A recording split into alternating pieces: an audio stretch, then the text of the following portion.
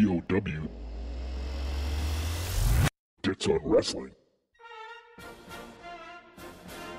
Welcome to another edition of the Dits on Wrestling podcast, the Royal Navy's only pro wrestling pod. Probably, maybe, who knows? It's unofficial bullshit. I don't know if there's another pro wrestling podcast out there within the Royal Navy. I don't know. I don't give a shit. I'm the only one willing to throw it out there.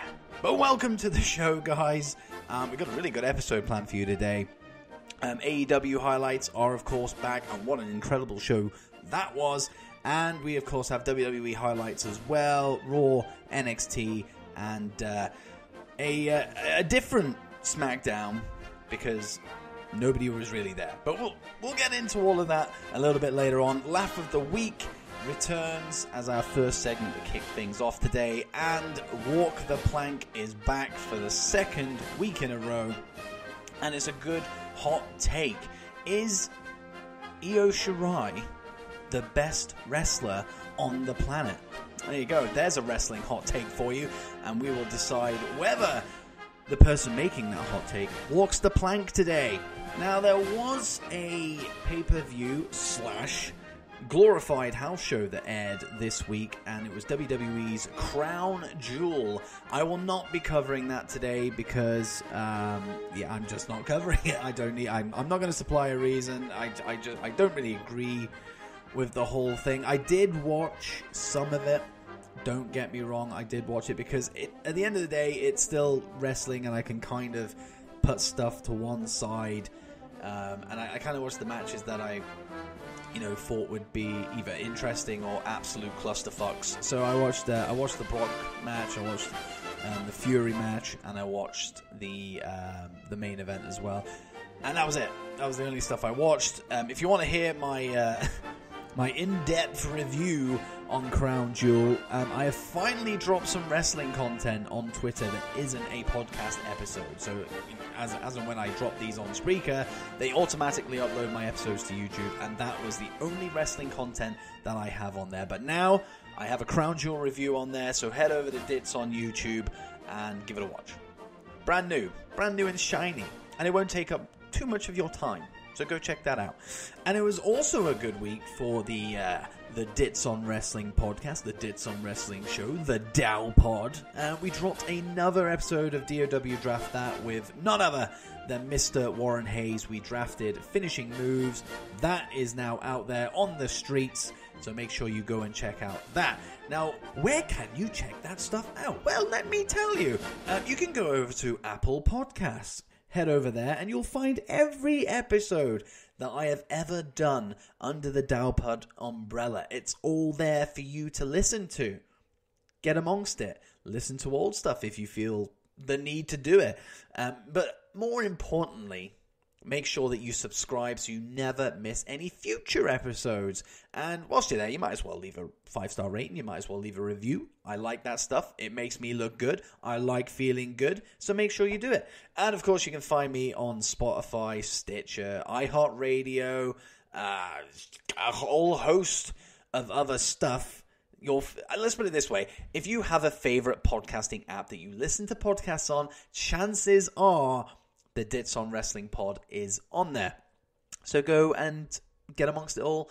Subscribe, follow, do all that good stuff. Head over to Dits on YouTube, where I'm going to start pumping out more content. Make sure you subscribe there so you don't miss a video as and when it drops. There you go.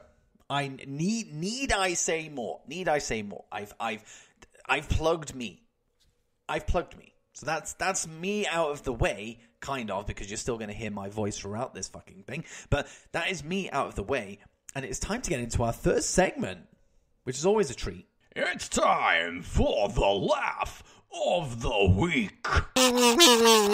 Oh, hells yeah. It's time for some laugh of the week. Time to get some laughter out there straight away on the show. Always good to kickstart with this stuff.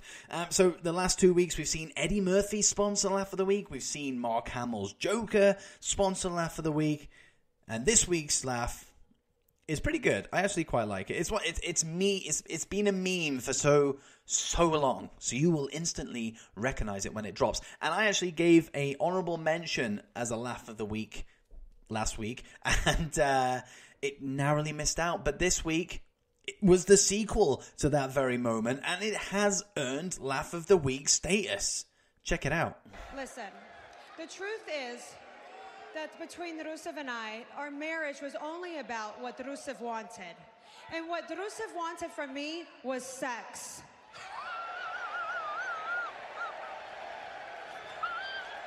Well, can you blame me?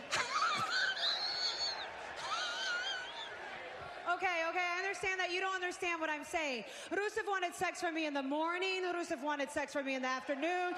Rusev wanted sex with me in the evening. Rusev wanted sex on the kitchen.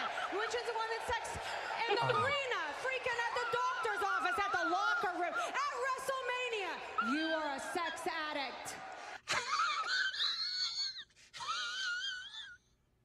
What an outrageous fucking segment that whole thing was. It was a laugh riot from the start of it to the very end of it, when they were necking off over Rusev's down body while he was holding his bruised testicles. It was madness. The whole thing was crazy. Like, Lana was just like, you're a sex addict. Now you want to put a baby inside of me. Like, God forbid he wants to be a husband to his wife. Jesus Christ. Unbelievable stuff. Like, the whole, I thought it was great. I genuinely thought it was great. 6.3 million views over on YouTube, by the way. Crazy. This is why Vince is carrying on with this absolute craziness, because we all keep watching it. And I've now put it out there even more. Like, it's crazy. Like, my one listener is gonna now go, oh, Lana and Rusev, that was hilarious. I want more of that. And he's gonna keep fucking hitting that button on YouTube to watch that video over and over and over again. And we're gonna hit like 10 million views by the time Sunday is over. Of course, this episode drops on Sunday, doesn't it? Because you're listening to it. Huh? But that is Laugh of the Week. Done for another week. This week was sponsored by Zach Galifianakis. Zach Galifianakis. That name. That guy. Zach Galifianakis. I'm not even going to... Fuck it.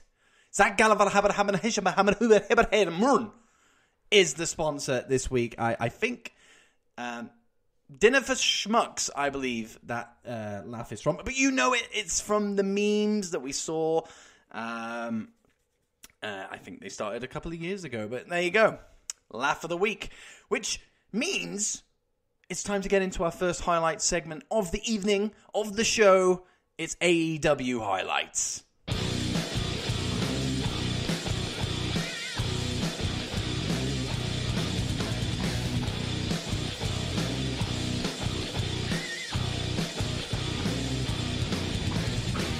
For all the divide that AEW has caused since it began on TV a couple of weeks ago, I'm enjoying it.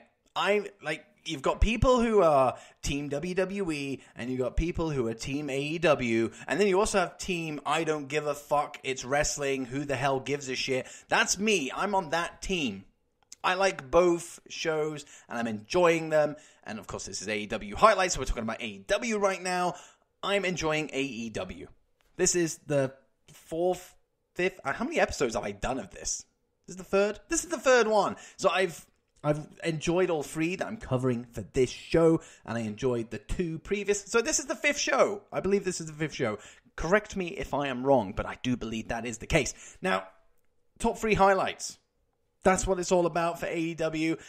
And I have, let me count, 1, 2, 3, 4, 5, 6 highlights for the show. Of course, I can only pick 3. So I have 3 highlights and 3 honorable mentions. And let's just get into it. The contract signing between Chris Jericho and Cody Rhodes is a highlight. And I'll tell you for why. Because it didn't involve any BS. It was a contract signing that was... I don't know. It felt different. I don't know what it was. Maybe just because they did it up on the stage rather than the ring. Maybe it's the little details like that that make me enjoy it. I don't know.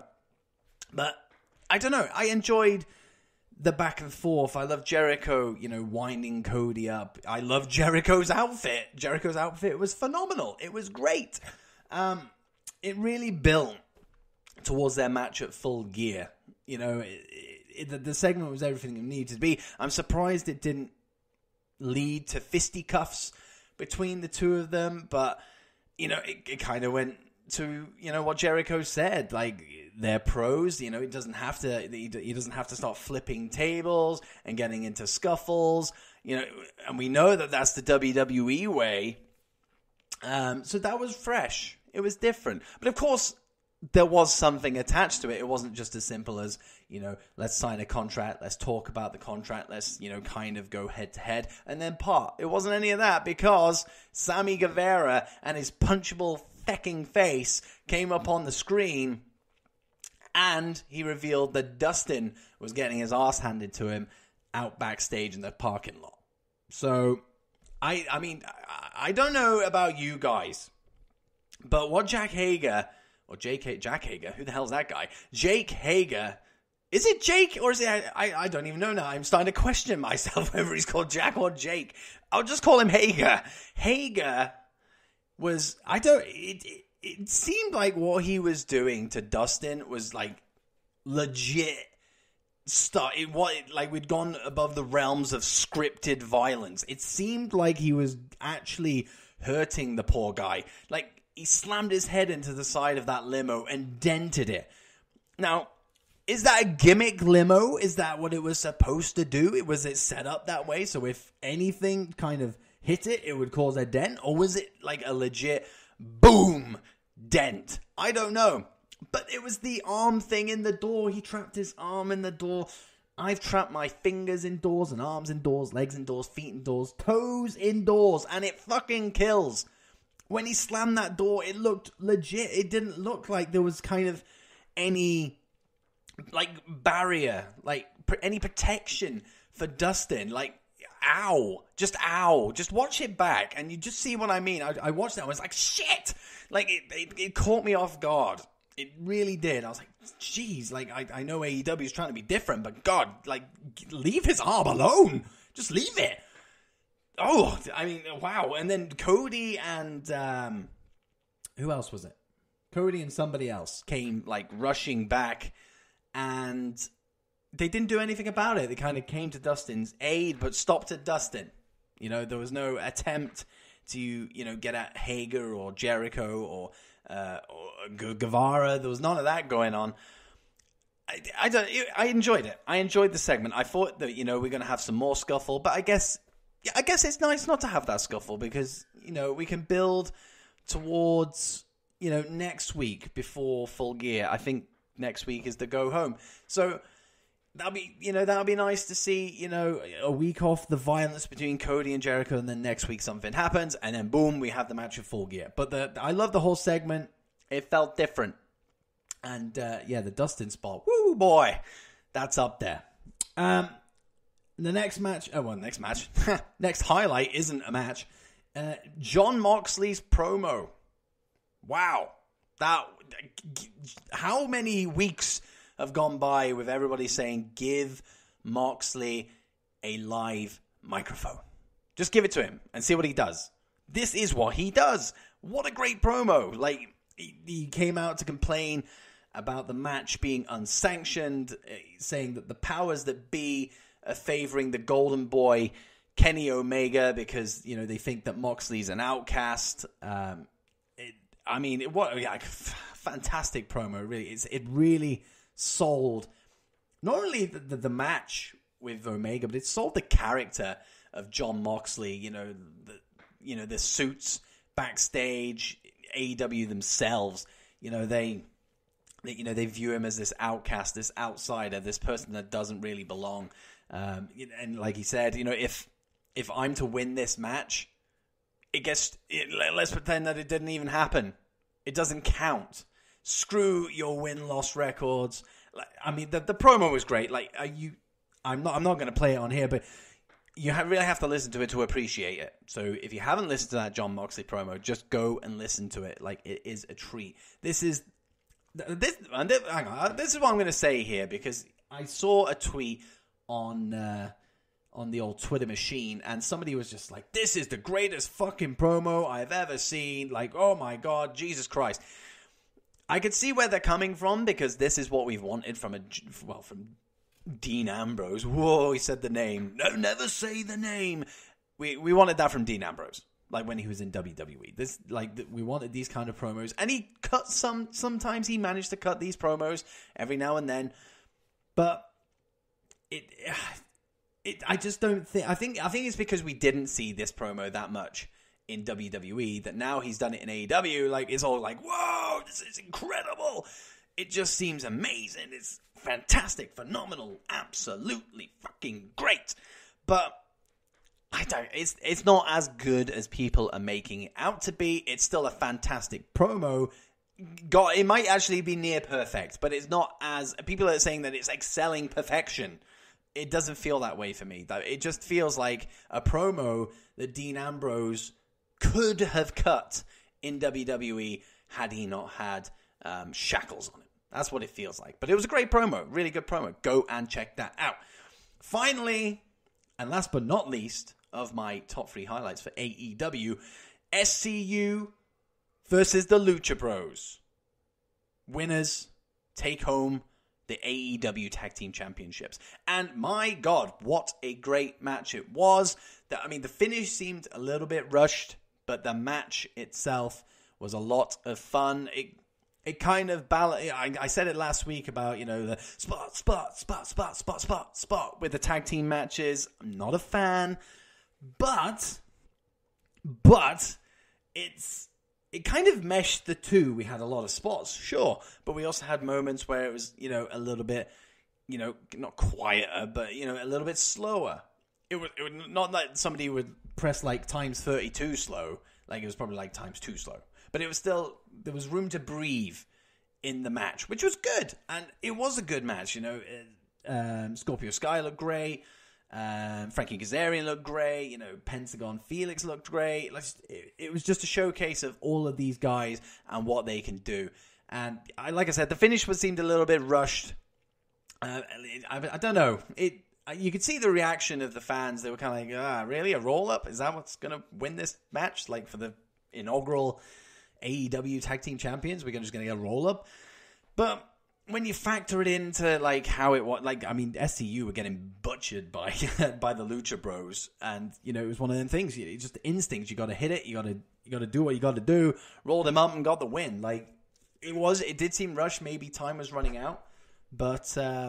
I wasn't against the finish. It would have been nice to get like an explosive finish, like AEW's tag team division, has been renowned for since it started. All of these guys, rather than just a roll up. But this is the first roll up finish. I think. Correct me if I'm wrong. The first roll up finish I have seen since I started watching AEW, but since AEW's been on TV, I haven't seen any... I genuinely haven't seen any roll-up finish. Like, I'd love somebody to correct me if I'm wrong on that, but I don't think I have. But there you go. But regards to actually who won the match, SCU, surprised. Pleasantly surprised, might I add. It's between Private Party and SCU for me, for my favorite tag team in AEW.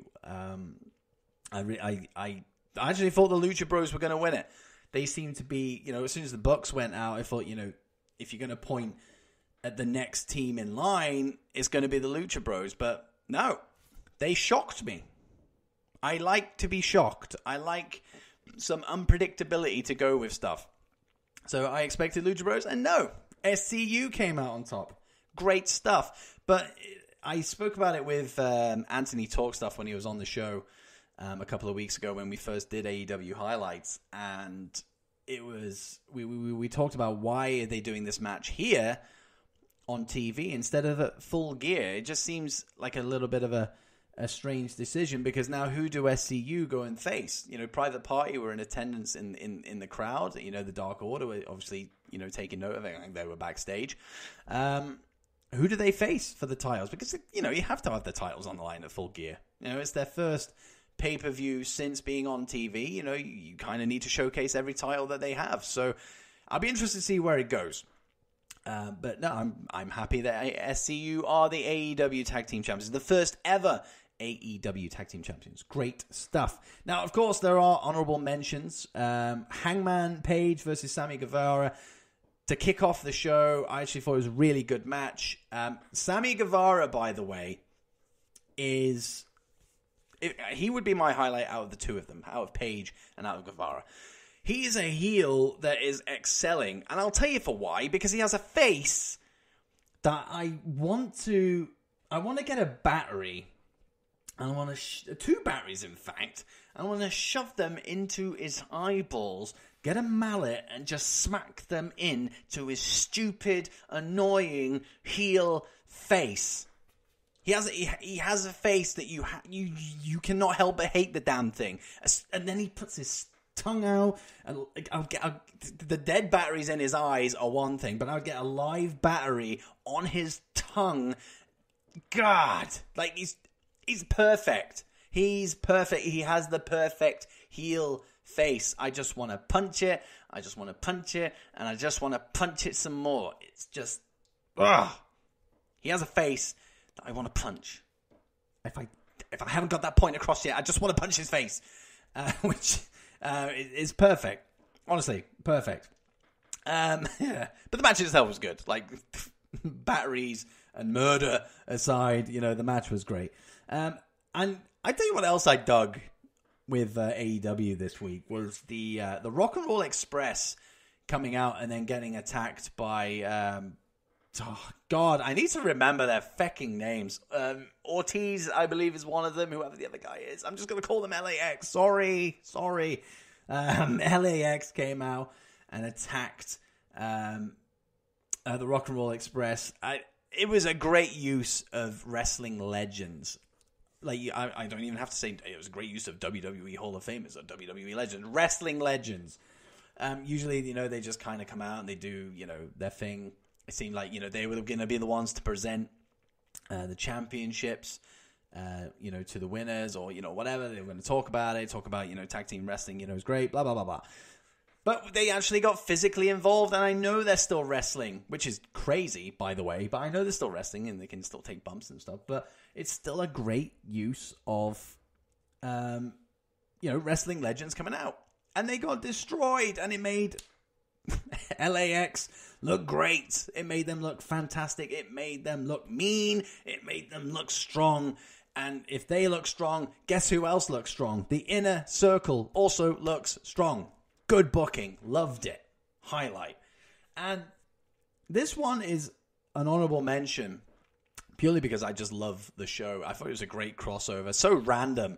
I actually didn't know anything about it until I started watching AEW. And on the turnbuckle, the pad said Rick and Morty, had the green, the posts would call it green. I was just like, what the hell is going on here? Like, why is Rick and Morty plastered all over this show? But I love Rick and Morty, so I dug it. I didn't care. This is the thing. Like, if WWE did this, they would be criticized to the moon and back. AEW have done it, and I think it's cool. It's bizarre, but I don't think WWE would ever go to Rick and Morty because it ain't family friendly, guys.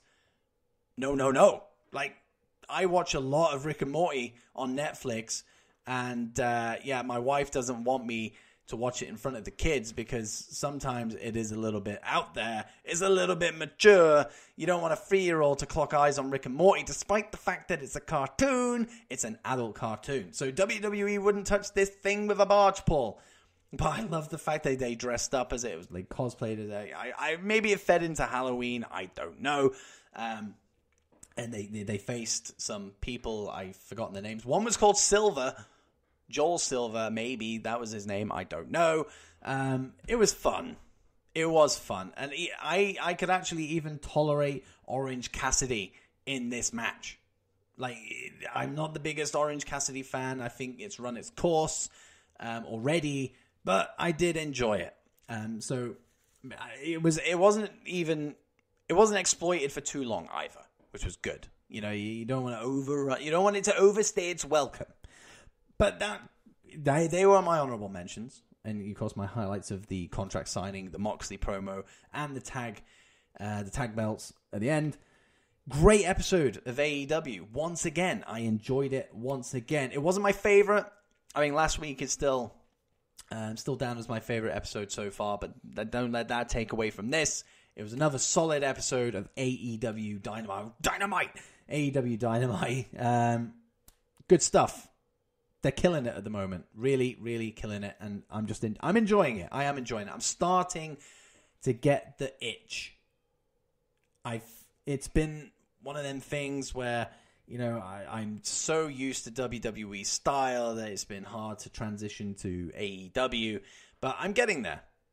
I'm getting there slowly, but the itch is there now. That I felt like I needed to watch it so I could cover it on the show, but now I feel like I want to watch it.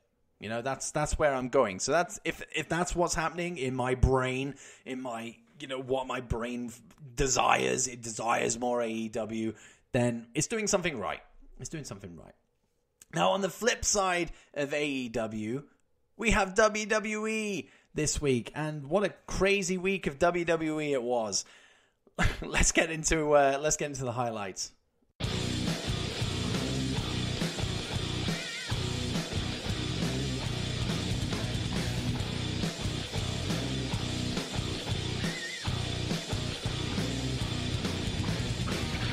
Holy hell, what a crazy-ass week of WWE. Raw was par for the course, but then we had NXT, which was awesome, and then we had Crown Jewel, and then we had NXT Takeover Smackdown. Woo, that was interesting. My God, I mean, as you can imagine, I have a lot of highlights to pick, but I'm going to go through chronologically. There you go.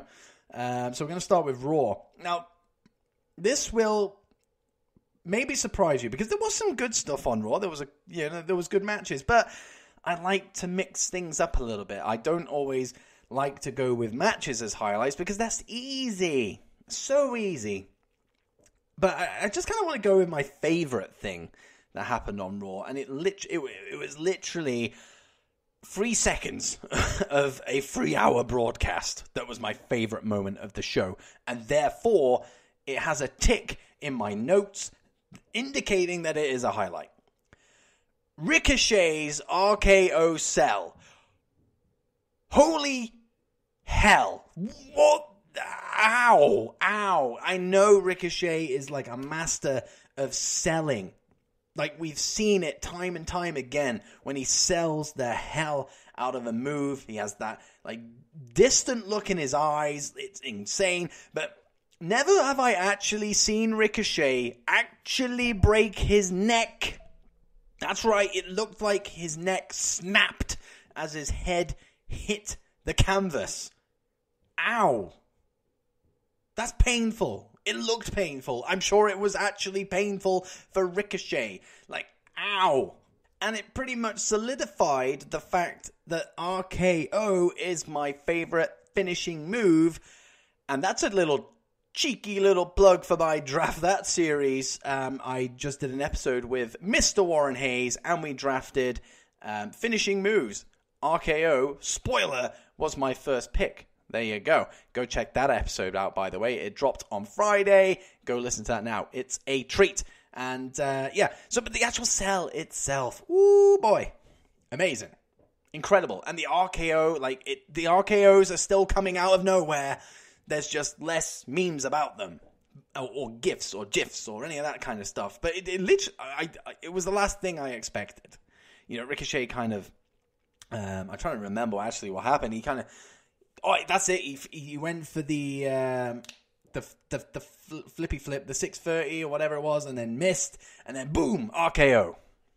Oh, it's so good, unbelievable, so good. What a sell! He's gradually becoming my favorite seller in WWE. Looking at the list in front of me of all the highlights that I've taken note of, it's actually quite good. This because we have one from Raw. We have one from NXT, and technically we have 2 from NXT, but the other one we have from SmackDown, which I will forever coin this episode of SmackDown as NXT Takeover Smackdown. But we'll go to NXT, and again, it wasn't Well, it kind of was a match. It kind of it featured after a match, this whole thing. So we had Team Kick against the Kabuki Warriors, and that's probably the first time I've referred to them properly and not as the Bukkake Warriors, because I was never a fan of Asuka and Kairi Sane being together. It just didn't click for me. And now they've turned heel. We've got the green mist. We've got the death of the pirate gimmick, which is sad for this show, being nautical and all. It's a shame to see that go. But we have Kairi Sane coming out with that, Japanese umbrella thing. I'm sure it has a proper name, but it's an umbrella. Nonetheless, it's great. They're great heels together. They might actually be the best team in WWE. Men, women, or otherwise. It doesn't matter. Best team. Like, they are so good. So good. And I hope they keep those titles for a very, very long time. But anyway, they had a match with Team Kick, which they earned themselves the week prior on NXT. So they had a chance to face the Kabuki Warriors for the Women's Tag Team Championships. And we had as might have sounded like on the audio that I'd just done a line of coke. But two things on that. A, I can't do it because of my job. And B, I have a cold. So there you go. I've lost my place. It's as if I actually just did a line of coke, and now I've completely forgotten what I was talking about. The Kabuki Warriors, Team Kick, and that was where I was going. Kabuki Warriors they dominated the match. They dominated the hell out of this match. Team Kick had their moments. Dakota Kai was grounded for a lot of it. Tegan Nox then managed to get in. Great to see Tegan back, and it's great to see Dakota back, actually. It's strange how they pretty much had the same injury, and they've come back at the same time, and they've always been affiliated. It's strange how it all works out. There were moments when there seemed to be some comeback in there, and they might actually do it. I mean, just a side note. WWE Network, of course, WWE, my one listener works within WWE, of course he does. On the WWE Network, I obviously don't watch NXT live. I watch NXT probably Fridays usually, or Saturday mornings. That's when I watch my NXT. And on the thumbnail for this episode, it showed Asuka spitting the mist in Dakota Kai's face. That was the picture. That was the thumbnail for the episode. I saw that and I was just like, well, if that has happened, the chances are that is probably about 6 or 7 seconds before the match finishes, and it's going to be a Kabuki win. So they spoiled it for me. But there were moments in the actual match itself when I thought, maybe actually it happens after the match and they're just not happy with it. No, it turns out that is the actual finish. Asuka, sprays mist, and then boom. Kabuki Warriors retain. But that is not the highlight. Even though it was a great match, it kind of led into my highlight of just all-out brawl between the women's division of NXT. War Games. William Regal was up there. He said, right, we're going to sell this. War Games. Oh, God. As soon as he said that, I was like, yes. You could see it building. We know War Games is just around the corner. There was a lot of bodies in that ring. It was as if it was like 4-on-4. Is it 4-on-4 or is it 3-on-4 at the moment? So we have Rhea, we have Tegan, and we have Dakota Kai and Candice. No, so that's 4.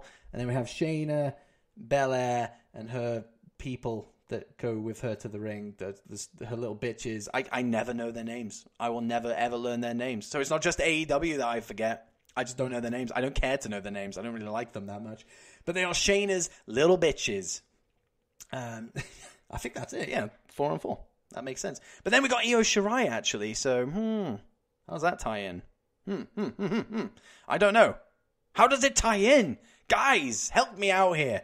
It doesn't matter. We're going to get the first ever women's War Games. This is going to be amazing. I'm looking forward to it. It's going to be fun. It's going to be brutal. It's going to be just damn right entertaining. I can't wait. I cannot wait. And I believe this is on the 23rd of November. So we got enough time to build to this match. And, guys, be excited. on the flip side of this as well, it looks like we're getting a men's War Games match as well. Undisputed Era against Ciampa, Keith Lee, Matt Riddle, and I'm going to assume that it's going to be Velveteen Dream as and when he comes back, seeing as he was attacked a couple of weeks back. You'd like to think that that would be the logical way they go, but I don't really care, because either way, both of these matches are going to be a lot of fun. But that is it. War Games is my highlight for NXT. The brawl, the setup to it, just everything. Like the announcement of a women's War Games. Can't wait. I'm excited. And then, obviously, it's one each for the shows this week. Over on Smackdown / NXT TakeOver Smackdown. I just want to just kind of talk about Smackdown as a whole before I, say. It's, to be honest, it's a pretty obvious highlight. But I don't want to just kind of talk about Smackdown just like as a whole very briefly. This is a blessing in disguise. Like, I don't know what the situation was. Travel issues, I believe, is the one everybody's going with. I don't know. Vince got in a spat with some Saudi prince or Saudi governor or Saudi politician. I don't know. I don't even care. That's been floated around. I don't know. It's just, there's travel issues. That's all we really need to know. So a lot of SmackDown stars didn't make it back for SmackDown. In fact, they're probably still in Saudi as I'm recording this. So that means, the show goes on, but who is going to come to the rescue? Like, they have, I don't know how many of the roster they took to Saudi with them, but I'd imagine it was quite a number. Like, there was a few people that made it back. Brock obviously got his private jet, so he made it back on time with Paul Heyman. The Miz, I gather, didn't go to Saudi because, he was able to show up. All the women, with the exception of Natalya and Lacey Evans, they seem to be, present. I'm trying to think who else. On the bloke side of things, the commentators didn't even make it back. There's a lot of gaps that needed to be filled. You were either going to have a match or a show full of women's matches, or you were going to have to bring in some help. And they did. They brought in NXT. NXT to the rescue. Wow. SmackDown got a shot in the arm thanks to NXT. I've enjoyed SmackDown since it moved to Fox, but I haven't loved it. This is the first episode that has aired on Fox that I have loved. And it's because it had NXT. Like, I love NXT, and NXT was all over this thing. But it was perfect. It just seemed so perfectly timed. They announced at Crown Jewel that it would be Raw, SmackDown, and NXT going head-to-head at Survivor Series. And then all of a sudden, you have these travel issues, and NXT needs to be roped in to save the day. Was it always the case? Were we always going to have NXT guys going to SmackDown as part of this new look Survivor Series? I don't know. Maybe they just had to pull the trigger now instead of saving it for a few weeks. Again, I don't know. But an opportunity was here to showcase NXT and what NXT does well. And you could have thought, casuals amongst the WWE universe all think that NXT is developmental. That's what they think. That's the perception. They're not on the same level as Raw or SmackDown. Nobody can come away from watching NXT TakeOver SmackDown this week and still have that opinion. Tommaso Ciampa beat The Miz. Shayna Baszler destroyed the women's champion. Rhea Ripley, Tegan Nox took down Fire and Desire. And hell, they took down Renee Young as well when Tegan threw Sonya Deville into her face. Riddle and Keith Lee took down Sami Zayn. By the way, missed opportunity for Riddle and Brock to face off. And then we had the main thing, the highlight for me from NXT TakeOver SmackDown. It was Daniel Bryan versus Adam Cole for the NXT Championship. crazy, unbelievable. If you told me a week ago that we were going to have Adam Cole versus Daniel Bryan on SmackDown, I would have gone, feck off with that. It was a reality, guys. Like, it was a reality. It was insane. What a fantastic match it was. There was... because the title was on the line, I kind of thought, Adam Cole's going to take this. But there was a moment in the match I thought, Jesus, like, Daniel is going to take this. He locked in the label lock, and I thought, he's going to get out of it. Then he made it deeper. Well, he's still, he might actually do it here, but now he's going to get out of it. And then he made it even deeper, and I thought, there's no way Adam Cole's getting out of this, and then he did. But I genuinely thought at that very moment that we were going to see Daniel Bryan as the NXT champion. And my God, the mind boggles at what we could have with Daniel Bryan in NXT. It would be insane. It would be so good. And it was weird, actually, because we had Triple H and Shawn Michaels at ringside, and then Steph came out, and this is a missed opportunity, I think. Let me know what you guys think on my old Twitter. I thought Steph was coming out to kind of play the role of, Team WWE. Like, you had Triple H as, NXT, and obviously Shawn Michaels as well, but then she kind of blew the kiss down to Triple H, and I thought, well, that's kind of like a play. It was a bit playful. It was like a kiss of death kind of thing. Ultimately, of course, she was just hyping up the fact that we had the first ever women's match in Saudi Arabia between Lacey Evans and Natalya, which is all great, but I just think it was a missed opportunity. Like, to have Steph and Triple H at loggerheads going into Survivor Series. I mean, they made Steph do all the announcements for the draft, so it would have made sense. Like, she is WWE through and through, and Triple H is the godfather of NXT. So, missed opportunity. But regardless, great match. And the ending to SmackDown as well, on top of this, where everybody came to the ring. Excuse me. Everyone came to the ring. Triple H made a statement saying, we are NXT. Like, don't take us for granted anymore. We're here. We're going to war. They've just absolutely dominated the night. Like, God, honestly, the SmackDown was so good. It was so good. And Bryan versus Cole was the highlight. Such a good match. And I like the tease, by the way, as well, between Bryan and Triple H. And then it was funny, Shawn Michaels started taking off his jacket when Triple H said, oh, well, I haven't brought my gear. And then Michael said, no, it's actually cold. And then Adam Cole came in, and then match set up. But such a good SmackDown, guys. Such a good SmackDown. Now, there are a lot of honorable mentions, and so many, in fact, that I'm not going to in depth on them. I just want to let you know what I went with. Becky Lynch versus Kairi Sane on Raw. Great opening to the show. Really fun match. The Paige stuff before was a little bit strange. I kind of forgot Paige was even, linked to the Kabuki Warriors. I don't know. It was an opportunity, I guess, to use Paige to kind of solidify the heel turn. So I guess it worked well for what it was. But the match between Becky and Sane was really good. And of course, we had McIntyre versus Ricochet again. But it was another good match. They wrestled last week. Now they wrestled again. It was really good. But it led into my highlight, which was the RKO from Randy Orton. Then we had Rollins versus Rowan. I actually thought it was a pretty decent Falls Count Anywhere match.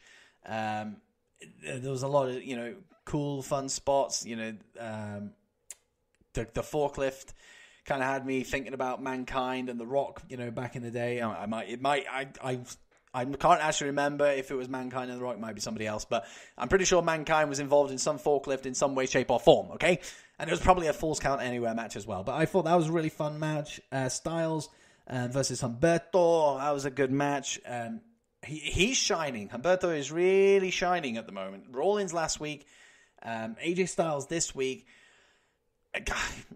I love the guy. Like, I'm loving his in-ring stuff. His character will come as he is, given more time to shine. But his in-ring work, great stuff. So good. And I'm loving the rise. He's taken on the Cedric Alexander role that he had, only like a month or two ago. And where the hell is Cedric, by the way?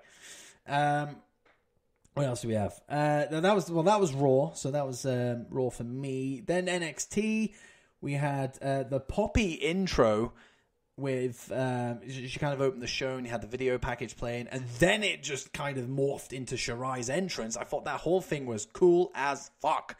You know, some people might not be into that kind of music, or I mean, people might say Poppy's a little bit of a strange one, and she is. I mean, if she had her white chicks as a guitarist and bassist and drummer, she was interviewed backstage by, I think it was Kathy Kelly that did it, and the white chicks were there in the background, and I was just like, this is very, very strange, but I dig it. It was such a good opening to NXT, and it kind of just sets it aside. The NXT Loud stuff that they got going on with the theme songs, and you know their affiliations with Download here in the UK, and just metal music. I just love it. It just harkens back to when WWE played that kind of music in their theme songs and all that kind of stuff. That, you know, I lived for that shit when I was younger, and it's so good that NXT are the brand to be bringing that back.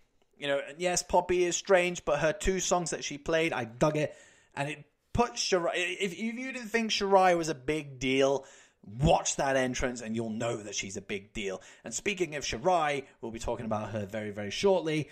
Then we had Shirai versus Candice. Their match again was really good. Wasn't as good as their Takeover one. Of course, that was such a great match, but it was still good. Who actually won that match? Did anyone win that match? God, my memory is terrible. I literally watched that this morning. I watched it this morning. I actually can't remember, but I remember it was a good match. Balor's promo, I thought was really good. You know, saying that, you know, he had to lay down for a guy who was, you know, freshly put in a mask, and now he's taking his mask off, and now this is him. This is, you know, this is the Balor that we need to get used to. And a great promo. Probably one of my favorite Balor promos since he's been in WWE. Good stuff. Of course, Team Kick versus Kabuki Warriors. I actually ended up going into detail about that, but that was an honorable mention. Tyler Bate versus Cameron Grimes. I thought that was a really good match. Tyler Bate is one of my favorites in WWE. Hell, he's one of my favorites in the world of wrestling. I love the guy. So good. The fact that he lost was surprising, but he was distracted by Killian Dane, so we can let that one slide. But it was a really good match. What else do we have for NXT? What else do we have for NXT? Keith Lee and Matt Riddle versus the Undisputed Era for the Tag Team Championships. Another really, really good match. And that, of course, led into the male War Games. I love Ciampa at the end, by the way. When he was talking to Goldie, say, you're going to have to wait. Daddy's going to war. Love that line. So good. That was NXT. Then going over to NXT TakeOver SmackDown, Baszler attacks Bayley and every woman at ringside. That was fantastic. You know, if you didn't know who Baszler was, you know now. Lee and Riddle attacking Sami Zayn. Sami Zayn was fantastic, by the way. So he was going to go to the car and get a T-shirt, and they followed him. And he's like, oh yeah, I've got it. Yeah, you can come. Yeah, you can come. And then he pegs it. Great stuff. And obviously they took him down when he got to the ring. Really fun stuff. Ciampa, Tommaso Ciampa on SmackDown. Holy hell! In a match against The Miz. The promo he cut on Miz TV was great, but the match itself was also really good. So that was an honorable mention. And then finally, the very end, which I ended up talking about as well, the We Are NXT segment to close the show. Great stuff. WWE was fun this week. And, you know, like I said, you know, Crown Jewel, you know, it is what it is. You know, we'll kind of brush past that now. But Raw was okay. You know, in fact, no, Raw was good. I enjoyed Raw. NXT was phenomenal. And SmackDown, because of NXT, was phenomenal. I'm happy. I'm a happy wrestling fan this week. AEW was great, and all the WWE shows were great as well, apart from that one. But there we go. That is WWE highlights for another week. I'm really looking forward to seeing the fallout of this episode of SmackDown going into Raw. You know, Brock's apparently going over to Raw. He quit SmackDown, so that'll be interesting to see what he does there. Will The Fiend be over there because he's the Universal Champion despite being drafted to SmackDown? It's all up in the air, and I like it when it's all up in the air. I'm really, really curious to see where we go with this. But WWE was great, and yeah, that's WWE. Or is it? Because we have to kind of look back at WWE this week because we need to decide who won. I say we, me. And I need to decide who won the Wednesday Night War this week. Was it NXT or was it AEW? Now, at the moment, I believe NXT is 4-0 in terms of what my thoughts on either show. The war that's going on, the crazy intense war that everyone keeps talking about. It's 4-0 to NXT. Like, they are smashing it at the moment for me. This week, it's 5-0. It's 5-0 for me. Like, I loved AEW. Like I said, I actually didn't have a bad thing to say about AEW this week, and I don't think I've really had a bad thing to say about AEW, to be honest. But NXT, again, I don't know. There was just something about it. There seemed to be more meaning to it. You know what? I think AEW needs a little bit more of is promo stuff. Because I like promos. They're the only thing that I don't skip. I skip through matches sometimes because, excuse me, I skip through matches sometimes because I try and fit as much wrestling into my week as I possibly can. And I know at what point matches, build up to be, good. I know when a match is going to suck, even before the match starts. I know when a match isn't going to be as interesting. A match that it probably isn't going to be a highlight for this show.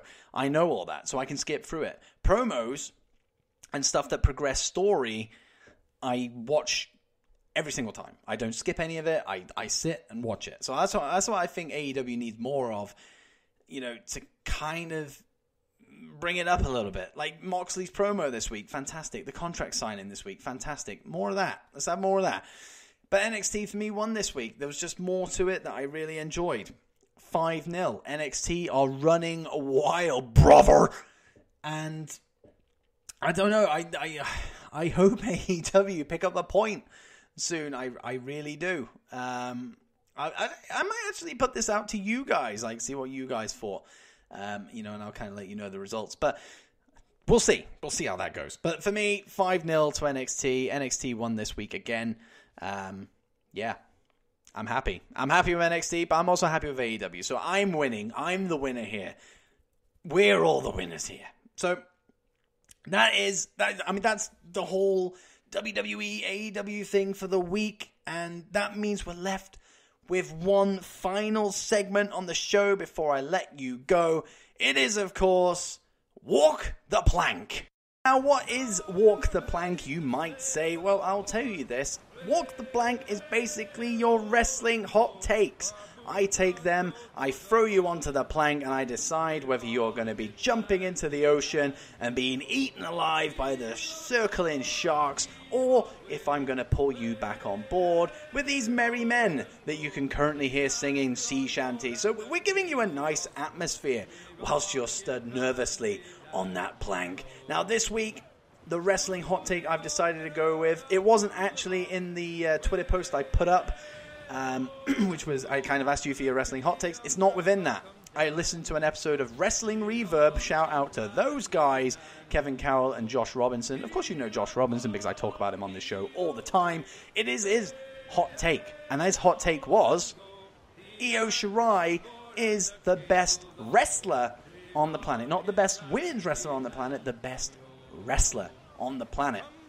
And I thought, you know what? That's a pretty hot take. A lot of people are going to disagree with it. Some people won't. It's the perfect wrestling hot take. So, Josh, you are currently stood on the plank, and I know that you love Disney. I know you're a big fan of Disney. So, in this situation, we don't have circling sharks down below. We have that crocodile/alligator thing from Peter Pan. He's the one down there, and he's a fucking hungry little reptile. So is it a reptile or is it an amphibian? I don't fucking know. I'm no animal expert. It doesn't really matter because he wants to eat you. He wants to eat you alive. He's already got a clock down there. That didn't satisfy him. So now he wants Josh Robinson. He wants your blood. He wants your limbs. He wants everything. And on board we have Captain Hook, who will be the one to prod you in. I've given command over to him. He has that. He has conduct. And then we have Smil, little Smil, even though that sounds like Gollum. Push him off the plank, my masters. Push him off the plank. Yeah, go on, fuck off. It's not your story, man. It's not your story. Smee is here to... Your hot take. What the fuck was all that? Your hot take, Josh, is Io Shirai is the best wrestler on the planet. Now, my thoughts on Io Shirai are as follows. I really, really like Io Shirai. Like, I liked her when she was, this straight up, babyface character, the genius of the sky, all this kind of stuff. Happy-go-lucky. But she could still do a good job. She was still amazing in the ring, all that good stuff. But the character just didn't click with me. I did like her, like I said, but it just didn't click. Now, something happened. She flicked. She snapped. Shayna Baszler made her snap. And she turned on Candice. And then the Io Shirai that we know and love was born. The heel, the evil Shirai, the one with the kick-ass entrance music, the one who looks fantastic, the moveset she's got is incredible, her character is awesome, she does her promos in like angry Japanese. It's great. It is great stuff. Like, I love this new presentation of Io Shirai. Now, do I think that merits her being the best wrestler on the planet? No.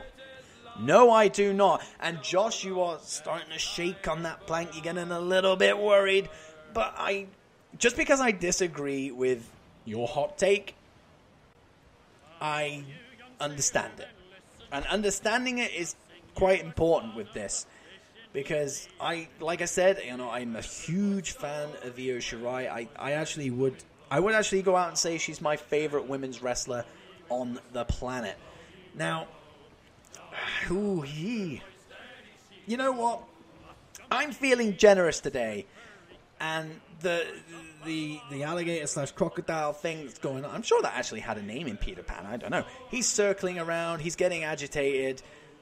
But I'm going to pull you in. I'm going to pull you in off the plank, and you live to fight another day. You get to sing with my merry men on board HMS Dits. You live. You have survived. Just because I disagree with your hot take, I still think that Io Shirai is one of the best in the world, but she isn't the best. But that is enough for me to pull you on. Captain Hook, leave him the fuck alone. Get away from him. And Smee, get me some ale. Get both some ale, actually. Let's celebrate, Josh. You just survived walking the plank on this episode of the DOWPOD. So congratulations to you, my friend. There you go. So last week we threw somebody into the Ogden, and this week we have saved somebody. I am a fair person. I love this segment. It's so good. It's like a one-man car wreck. Dearie me. That is Walk the Plank for another week. It will be back next week. I will scroll. I'll probably go on my the Twitter post I put up, or I might even retweet the damn thing, get it out there again, and choose one of your wrestling hot takes, and then throw you on the plank. And I will decide whether you walk it or you the opposite of it. Go the other way. Reverse. Moonwalk back off the plank. But that's always a good way to end the show. And that is all that we have time for today. It's been a lot of fun, this episode. I felt enthusiastic and passionate about wrestling this week. I think Mr. Warren Hayes has, when we did our draft episode a couple of days ago, he has rubbed off on me. His energy is infectious. And you can probably tell because I'm very woo! I don't know what okay, obviously you guys don't see this, but on my audio track that I'm recording on GarageBand, that woo has just exceeded the audio line thing. So if you're listening to this in headphones, I apologize because that might have pierced your eardrums. But there you go. I'll leave you with pierced eardrums. A great show today, guys. Make sure you go and head over to Apple Podcast, subscribe so you don't miss any future episodes, leave a review, leave a rating, and then go check out my show on your favorite podcasting apps. It's all there, probably. It's probably all out there. And then, of course, also head over to Dits on YouTube as well and subscribe to there, because more and more wrestling content will be going on there very shortly. I will be buying a new camera because my webcam sucks on this Mac, so we'll be getting some more wrestling content for you guys very soon as well. There you go. That is the show for another week. That is episode 27 in the bag. I'm now going to go and drink some grog with me shipmates, and yeah, that's not going to happen. I'm going to go play Dad.